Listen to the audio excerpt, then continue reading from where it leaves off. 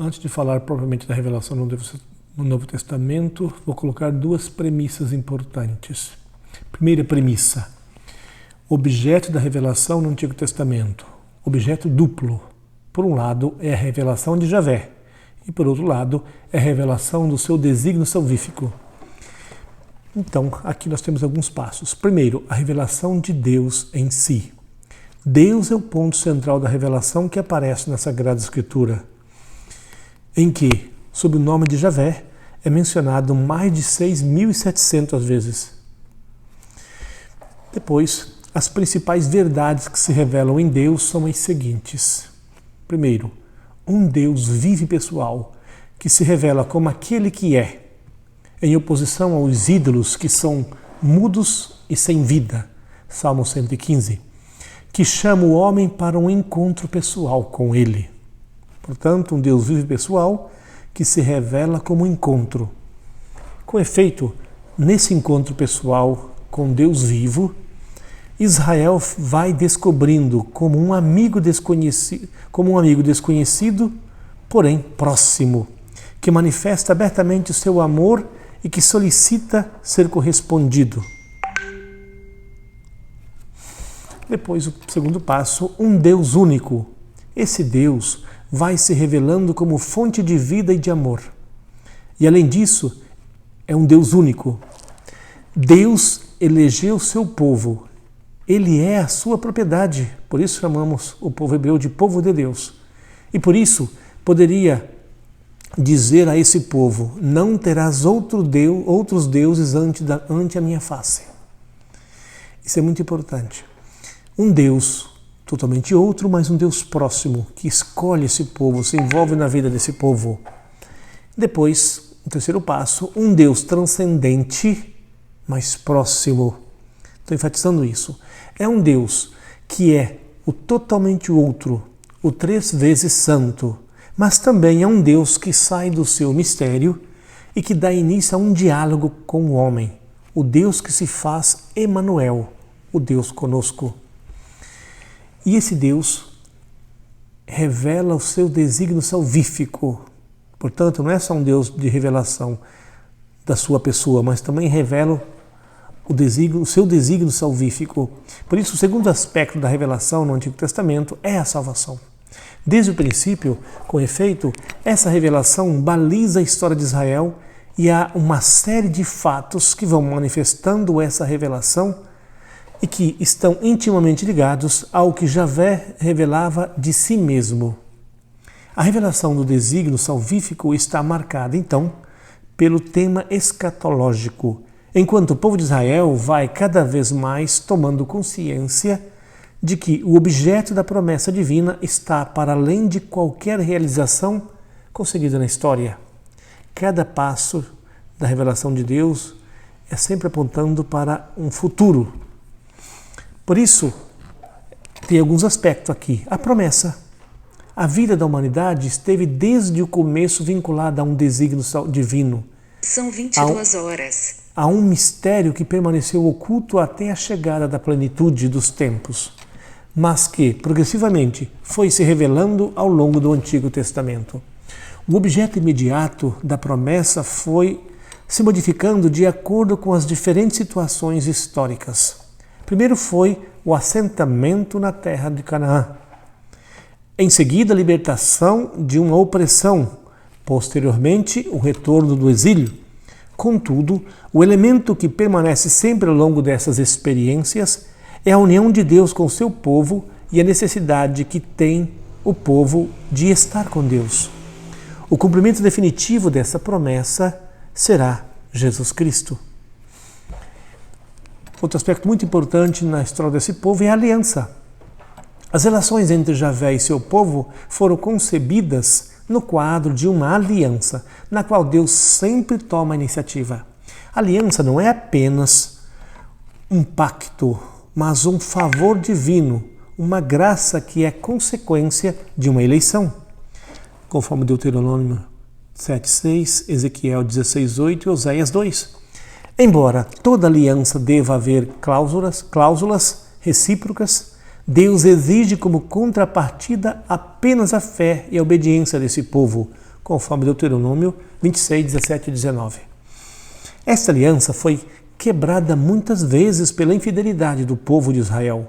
Javé, contudo, não se cansou de oferecer ao povo novas possibilidades, até prometer uma nova aliança na qual sua lei seria escrita no coração do homem. Jeremias 31, de 31 a 34.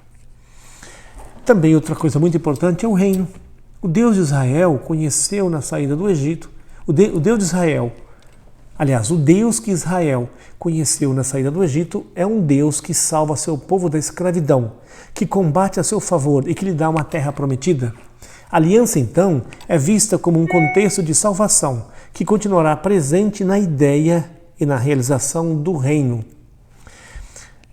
Sonhava-se com um reino mais digno de Javé, mais religioso e mais moral e mais universal.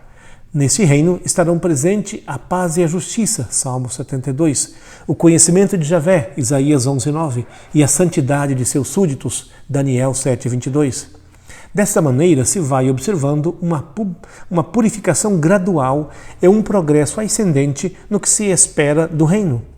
A palavra reino irá designar a esfera da ação divina e um dom de Deus. O Novo Testamento será precisamente a chegada. O Novo Testamento será precisamente a chegada e a realização da obra de Deus entre os homens através de Jesus Cristo. E um outro passo importante aqui é a espera do Messias. No messianismo se concretizavam todas as esperanças que Israel punha numa obra divina futura. Esperava-se, sobretudo, uma época mais que um personagem na qual confluiriam todos os bens que deviam caracterizar essa espera. É assim que se chamou de messianismo real. Todavia, para esta época se tornasse realidade, havia necessidade de um personagem que a presidisse, e aí seria o messianismo pessoal. Desta maneira, a esperança messiânica foi passando por lenta purificação, na qual foram se sucedendo diversas figuras desse Messias esperado. Primeiro, predeterminou a espera de um Messias rei, Salmo 110, 1, 2. Em seguida, pensou-se numa presença salvadora de Javé sem o concurso de um Messias humano, 1 Samuel 8, 10, 18. Posteriormente, chegou a ideia de um personagem misterioso, escatológico e celeste, Zacarias 9, 9, 10 e Daniel 7, 7, 14.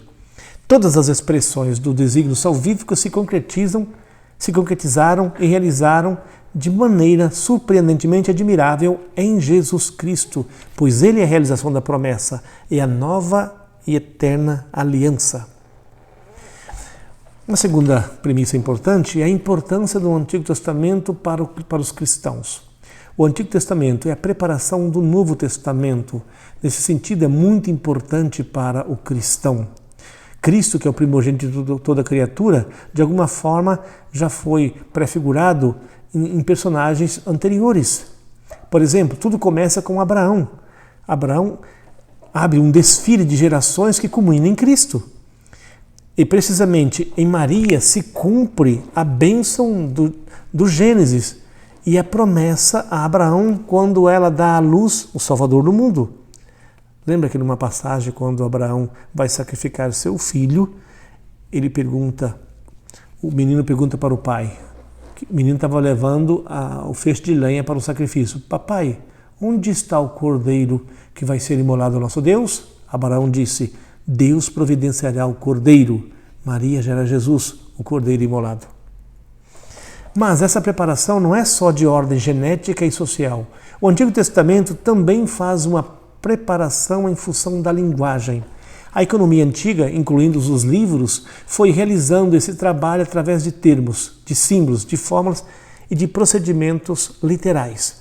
Com efeito, os apóstolos reconhecem em Jesus o Messias de Israel, o servo sofredor, o Filho do Homem.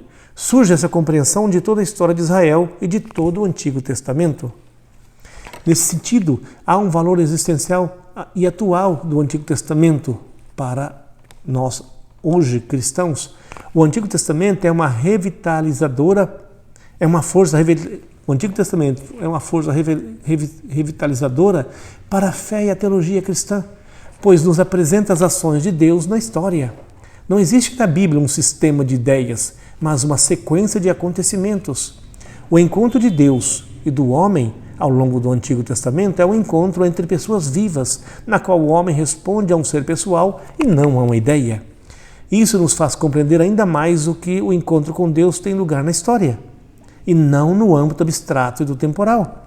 Deus entra em contato com o homem, mas com homens concretos, Abraão, Moisés, Davi, etc. E assim, não há dúvida que o Antigo Testamento tem um valor existencial para o cristão, ainda que seja somente uma forma de tornar viva e vital sua leitura. Só por Cristo, como centro e plenitude da revelação, que nós podemos fazer uma leitura do Antigo Testamento. Porém, nisso não só não tira o valor do Antigo Testamento, mas afirma o valor do Antigo Testamento, porque Jesus veio de uma história. Todos os acontecimentos da história da salvação são uma demonstração da grande pedagogia divina. Por isso, para além das diferenças devidas às diversas situações e à soberana liberdade da graça, há certas constantes no encontro de Deus com o homem, ao longo dos diferentes caminhos que convida a seguir. Essa pedagogia divina indicará também ao cristão a rota que deve ter sempre presente para poder encontrar Deus em Jesus Cristo.